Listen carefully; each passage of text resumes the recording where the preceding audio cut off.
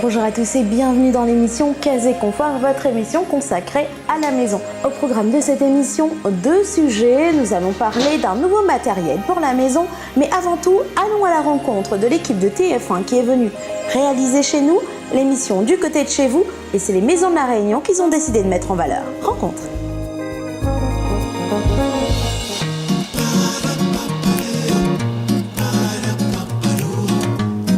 Cette semaine, on vous parle bien évidemment de la maison, mais attention, pas n'importe quelle maison. Nous partons à la rencontre de Thierry Frenette et son équipe qui achèvent le tournage de 12 émissions à La Réunion pour la chaîne TF1. À travers des maisons d'exception, insolites ou de charme, Du côté de chez vous, c'est l'émission phare qui vous emmène aussi à la découverte des cases créoles. Et pour en savoir plus, c'est Thierry Frenette, réalisateur de l'émission, qui évoque avec nous les missions de ce programme. Alors notre mission en fait c'est de ramener en fait 12 petits reportages sur 12 maisons réunionnaises pour notre programme qui est Du côté de chez vous, qui est diffusé sur TF1.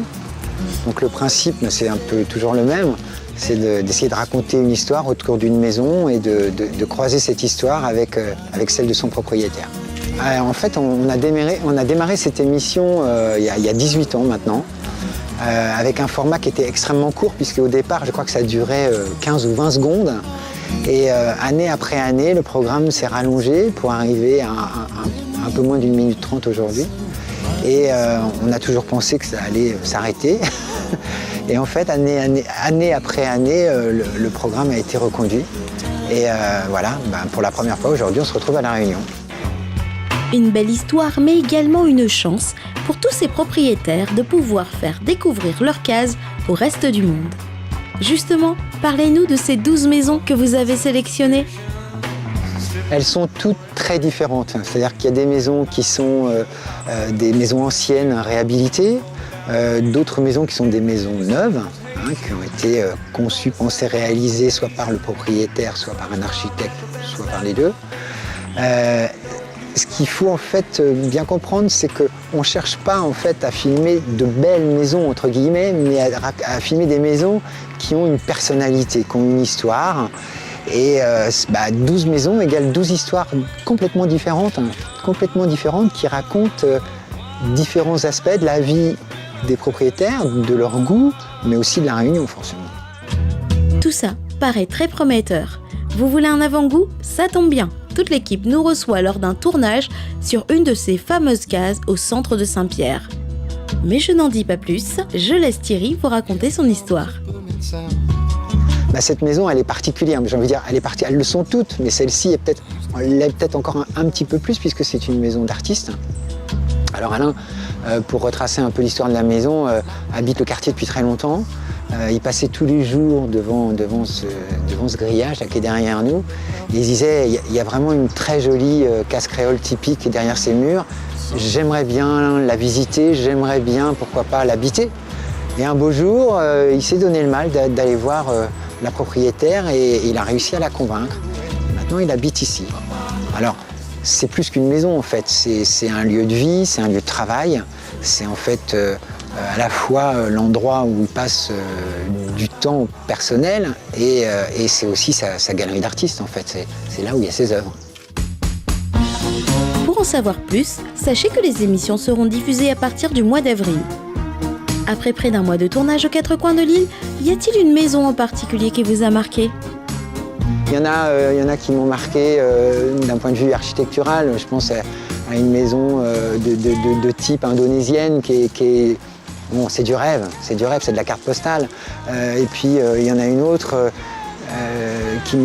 que je retiens énormément parce que c'est l'histoire qui est très touchante. C'était la maison de la grand-mère de la propriétaire. Elle était partie en métropole et voilà, la grand-mère l'a quittée et elle est venue sur les pas de sa grand-mère et elle l'a réhabilitée, mais à sa manière. C'était une histoire à la fois très, très jolie et très touchante. Et puis il y a celle-ci, parce que celle-ci, c'est une maison de créatifs, quoi. Donc nous, de par notre métier, on y est très sensible. Pour conclure, après avoir visité des centaines de maisons, toutes plus extraordinaires les unes que les autres, dites-nous Thierry, à quoi ressemble la vôtre ? Ah, bonne question. Moi, à force de filmer des maisons intéressantes, j'ai fini par prendre le goût moi-même à titre privé. Alors j'habite un appartement fonctionnel pour le travail et dans ma vraie vie, entre guillemets, j'ai une maison dans les Alpes qui est complètement perdue en pleine montagne à une demi-heure de la route. Enfin, je veux dire, c'est une maison de berger perdue à 2000 mètres d'altitude. Et je pense que si je l'ai aimé, si je l'ai retapé, si j'y passe le plus clair de mon temps, c'est justement parce que je fais ce programme et que j'ai appris à aimer les maisons. Eh bien, on espère la voir un jour dans votre émission. En tout cas, merci Thierry d'avoir répondu à toutes nos questions et bon retour à toute votre équipe. Merci également aux propriétaires de la maison de nous avoir reçus dans ce cadre exceptionnel. Maintenant, je ne sais pas vous, mais moi j'ai hâte de découvrir le résultat sur mon écran. Il faudra être encore un peu patient, mais promis, on vous tiendra au courant.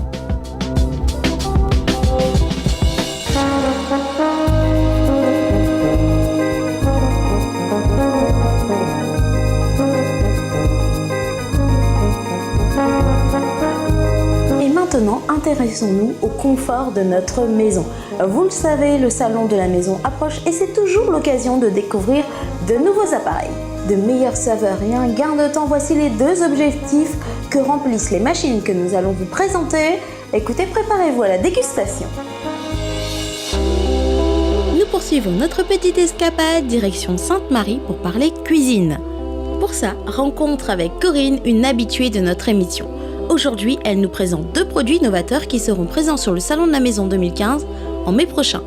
Et on commence par un four, mais qui pourrait mieux nous le présenter que Corinne ? Alors effectivement, nous avons un four qui nous permet de cuire à moins de 100 degrés pour conserver toutes les valeurs nutritives des aliments. Et en même temps, nous allons pouvoir faire par exemple des rôtis, des caris. Vous faites toute la préparation, épices et viande, vous mélangez l'ensemble, vous mettez à cuire, vous laissez faire et ça sonne quand c'est terminé. Vous avez un repas déjà tout prêt. Vu comme ça paraît simple. Mais vous allez voir que ce four a des propriétés de cuisson particulières qui vous aideront à redécouvrir les saveurs de vos plats préférés. Parce que vous allez conserver toutes les valeurs nutritives. Quand vous allez manger des légumes ou une viande, pour garder la qualité, il vaut mieux que ce soit à basse température. Donc là, vous avez un four à infrarouge qui vous permet, c'est un peu comme la braise. À l'époque, nos arrière-parents, ils utilisaient le charbon. Sur la marmite, ils mettaient dessous et au-dessus. Et ça permettait une cuisson homogène et à basse température. Aujourd'hui, on ne maîtrise plus le feu sous la marmite. On ne sait pas à quel degré ça c'est en train de cuire. On ne va pas à chaque fois prendre la température de nos aliments. Alors que là, nous maîtrisons la température, ce qui fait que nous allons avoir quelque chose de beaucoup plus onctueux, beaucoup plus léger et beaucoup plus savoureux, avec le moelleux de la viande par exemple. Les légumes garderont toutes leurs valeurs nutritives, les oligo-éléments, les vitamines. C'est comme ça que vous allez vous entretenir également, puisque vous allez garder, pour la santé, c'est l'essentiel. Vous l'aurez compris, la cuisson basse température vous apportera une cuisson optimum, tout en vous facilitant grandement le travail. Et en plus, on peut tout faire dans ce four, même de bons caris. On peut tout faire dans ce four. On peut faire une paella. Alors vous mettez tous les ingrédients crus, le riz, les crustacés, le poivron, enfin vous mettez tous vos ingrédients et vous laissez cuire, tout simplement. Vous pouvez faire également un boucané brinjel, vous pouvez faire un rougail saucisse, un curry poulet, un civet canard. Vous faites ce que vous voulez dans cet appareil. Vous utilisez vos mêmes recettes. Alors, il faut savoir que les saveurs sont décuplées puisque ça cuit à petite température. Donc, vous aurez moins besoin d'utiliser d'épices. Donc, très peu d'épices pour avoir un très bon goût. Et si vous n'êtes pas encore convaincu des propriétés de ce four, Corinne se fera un plaisir de vous le présenter plus en détail lors du prochain salon de la maison. On s'intéresse maintenant à un tout autre produit. Si vous êtes amateur de bons jus de fruits frais le matin, soyez attentifs, ce produit est fait pour vous. Nous avons également le Versapers, qui est un appareil, un extracteur de jus. Vous avez une vis qui tourne, une vis sans fin, qui permet de presser le fruit. Et vous avez d'un côté le jus et de l'autre côté toute la partie sèche du fruit. Donc vous pouvez faire des jus d'herbe, vous pouvez faire des jus de carottes, des jus de pommes, vous pouvez faire des mélanges. L'ananas par exemple, vous n'avez pas besoin de l'éplucher, vous le nettoyez bien, vous nettoyez bien avec la peau. Vous savez que dans la peau, vous avez aussi des vitamines. Donc, avec ce produit, vous allez pouvoir faire des jus. Et ce sont des jus vivants qui vont vous apporter plein de bienfaits pour votre santé. Ou comment se faire du bien tout en laissant parler sa créativité. Mais un jus vivant, ça veut dire quoi ? Alors, un jus vivant, c'est un jus avec toutes ses vitamines. Parce que bien souvent, lorsque nous allons faire un jus dans un autre appareil, vous pouvez oxyder le jus et ne plus avoir toutes ses vertus. Alors que là, vous gardez toutes les vitamines, ça va aller directement dans votre corps et vous apporter tous les bienfaits. Je vous avais prévenu, après ce reportage, vous ne regarderez plus votre brique de jus de fruits de la même façon. C'est aussi un bon moyen d'expérimenter différents mélanges et de ne plus gaspiller ses fruits en fin de vie. Alors, l'avantage justement de cet extracteur de jus, c'est que souvent, il nous reste des fruits dans le frigo qu'on n'utilise plus parce qu'on n'a plus envie de croquer. Alors là, par exemple, une pomme qui est un petit peu vieillie, alors vous utilisez vos fruits, vous faites des jus. Vous pouvez ajouter un reste de pomme, un morceau d'ananas, des kiwis. Enfin, vous pouvez faire votre jus banane et vous faites votre jus et vous allez voir que c'est excellent. Vous ajoutez un petit peu de fruit de la passion, ce merveilleux fruit qui relève le goût de vos jus et vous verrez que vous allez adorer.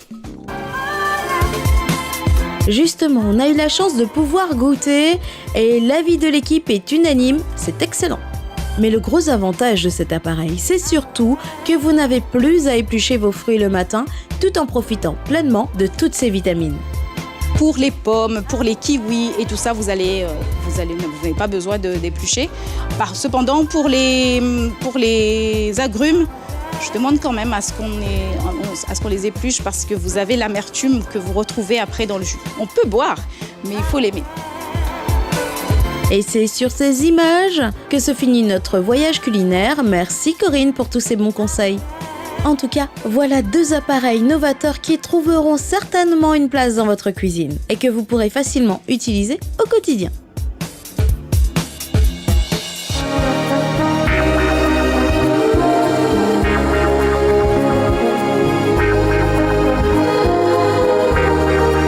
Merci de votre fidélité à notre programme Casé Confort. C'est toujours un plaisir de partager avec vous un moment concernant la maison.